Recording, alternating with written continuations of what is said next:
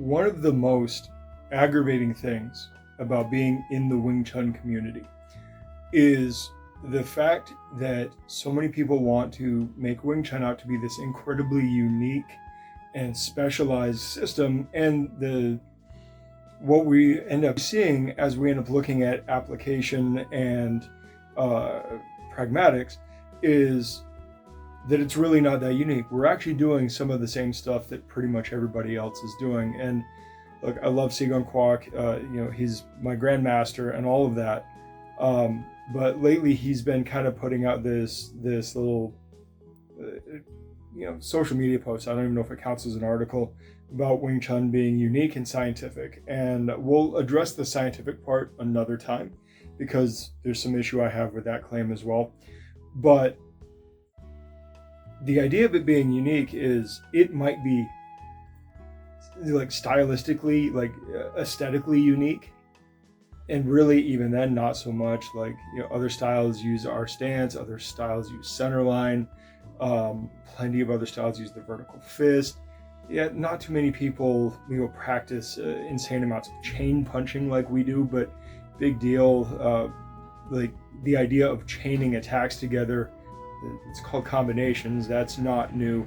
The idea of being seated on the back leg, well, that's not new. One, that's a close range thing, and two, it's often a thing that you see with spears and rapiers. So that's not all that different. And we could just keep on going down the list. And a lot of times people will be like, well, what about Chi Sau? Nobody else does Chi Sau. That's unique to Wing Chun. And well, it's not. A lot of styles have what we would call, in the broad category of things, sensitivity drills. Because as soon as you create what we call bridges, sticking points between two bodies, those bodies are going to be in motion, and you want to keep accountability of where your opponent is and is going so that you can manage that better, right? Because martial arts is competitive by nature. So what is Chi Sau, right? Chi Sau, like, it literally translates sticky hands. This character basically means like sticky rice. I'm pretty sure it's like this piece right here means rice. I don't remember exactly. And this just means hand. Right, so sticky hand. That's it, right? We have one hand, two hand, and in our school we also do hand and a half. I did a video about that a couple years ago. Go and watch it. It's cool. But you know what? Karate has something too. In the Okinawan tradition, they call it muchimidi. And look, I'm no expert on this. D is just the Okinawan for hand, right? So it's the same thing, and they use that same character, but they have this extra character here. So the muchimi, well, muchi is just the Okinawan pronunciation of mochi, right? Which is like rice ball, right? Or sticky rice. So it's the exact same character.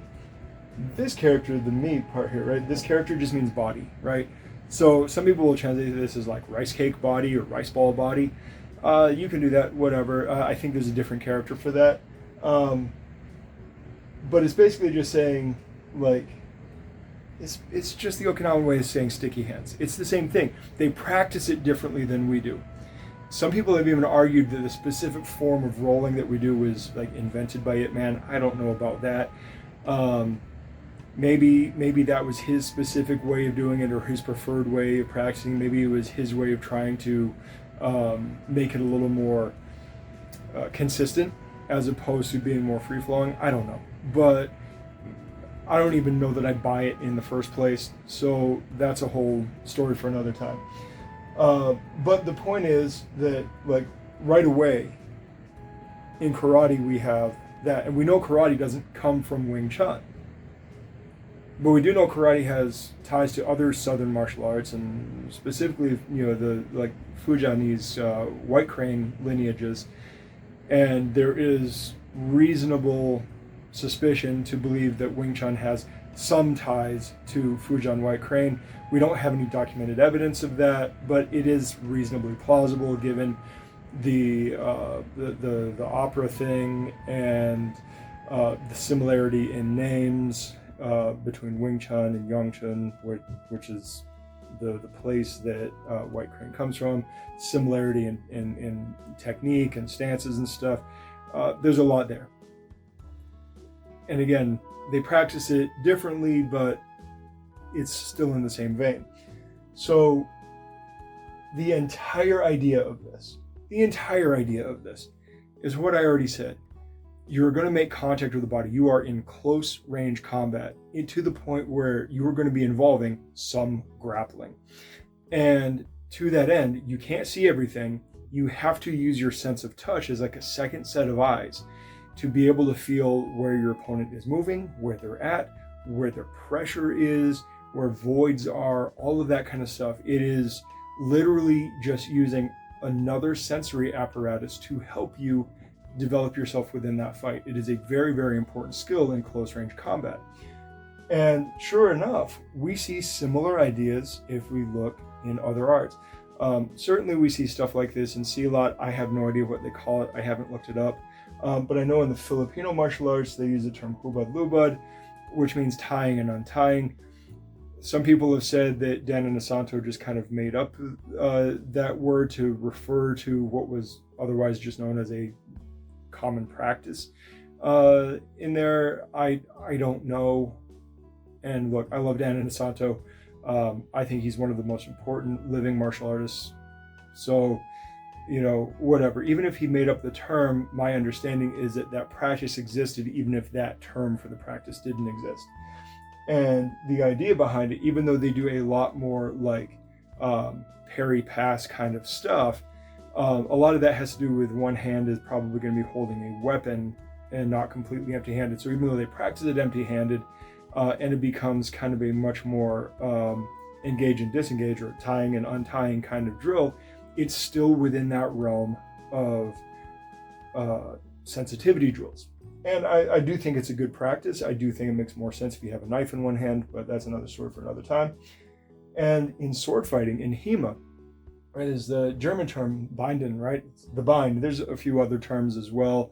They'll use the term winding. Marazzo just calls it coming to half sword, which basically just means you're crossing swords, or what we would call bridging. And that's all the bind is you're essentially crossing swords. Some people will be very specific. It's like, well, it's when the edges chip and they kind of bite into each other. I mean, that is going to be a product of swords clashing, but I don't know that specific action is what people are referring to. It certainly doesn't seem like that's what Marazzo is referring to. And again, he doesn't use the term binding. He just calls it, being at the half sword, which is different than Halbschwert, which is the German half swording, which is where you actually grab the blade and use it like a quarterstaff. But the bind is very much there. And in my practice of HEMA, oh my goodness, there is so much Wing Chun-like movement because, well, guess what? You're coming into half swords and then you're using that to feel pressure and maneuver around. And tell you what, you don't feel near as much in a sword as you do in your hands. And if it's really important with swords, you can imagine it's going to be pretty important with hands too, because I mean, a sword is just a single object, but like hands and feet and everything, that's a whole body, and things can be coming at multiple weird angles. So that's really common. And then look, like in wrestling, judo, jiu-jitsu, guess what? You have hand fighting and grip fighting. Yes, it doesn't look anything like what we do in Chi Sau, but it functions the same. And the idea is you're always looking for a hook. You're looking for a grip. And the point is that as you're searching and grabbing, you're going to be bumping bodies all over the place, and you're going to have to pin and slide and swirl and circle and, and scoop and all of this kind of stuff to get to where you want. And it's the same damn thing. Over and over and over again, we see this same thing. So whether you do proper Wing Chun stylized Chi Sau or not, there's a good chance that if you are practicing close range martial arts, especially with at least some support of grappling, if not a majority of grappling, you're already doing Chi Sau. You just don't call it that. Because why would you? Because you're not doing a martial art that calls it that. But it's the same idea. You are using that touch sensitivity to tell what your opponent is doing and where they're going and all of that, so that you can better form your tactics and strategy around the ever-changing landscape of a fight. That's what Chi Sau is, and that's why we practice Chi Sau, and that's also why Chi Sau is not a stand-in for sparring. Chi Sau is not sparring. but a lot of Wing Chun schools will use it as a stand-in for sparring or as a replacement for sparring. And that should not be. That's really not correct. That is not a good practice, because it is not the same thing as sparring. Being at cross swords, being at crossed hands is not the starting point for fights. That's as artificial as a jiu-jitsu guy starting by butt scooting on the ground. It's completely outside of the realm of how things operate in a realistic fight, whether competitive or a street fight, self-defense scenario, whatever. You have to play things more realistically if you're going to call it sparring. Even if it's limited sparring, even if it's asymmetrical sparring, whatever. Those things need to be a little bit more realistic. However, can you, in the broader sense of the idea of sparring, can you consider it sparring? Kind of. I mean, you're still forcing somebody to take part in something that is going to be more chaotic, that is going to produce scenarios where they have to read, make a decision, deal with consequences. But it's not a replacement for full fat free sparring, right? It's not the same thing, and it's not a replacement for that. It is a sub drill that plays into that and is developmental for that. But you have to do things that are completely broken, i.e. not crossing blades first or not crossing hands first.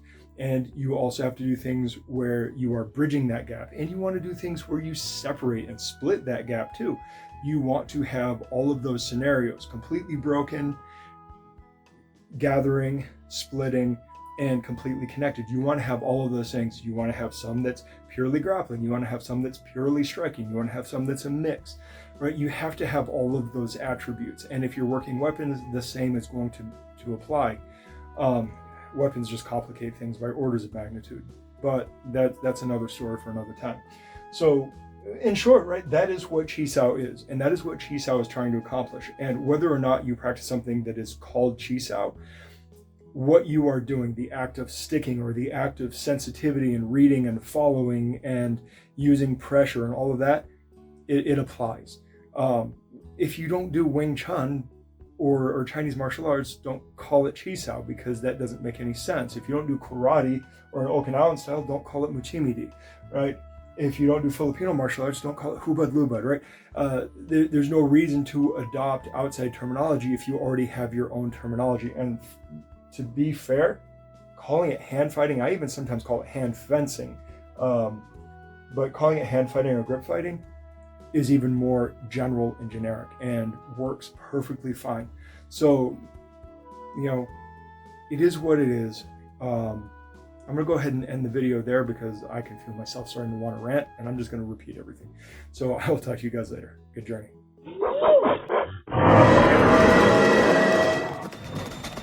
Thanks for watching. Like, subscribe, share. Check us out on our other socials, and please head over to blacksunboxing.com to get a little more info, including how to contact us. Furthermore, if you are in the Phoenix area, please feel free to stop in, say hi, join in for a class, whatever. Also, if you ever see us cite sources or just for additional content, please check out our Substack. That is where we put all of the sources we use in our videos and is a major part of this. Plus, it serves as a membership platform for long distance learning and for people who would like to support us but aren't local. We would greatly appreciate it if you signed up. Even just the free membership helps us out a lot. All right, I will see you guys in the next video. Good journey.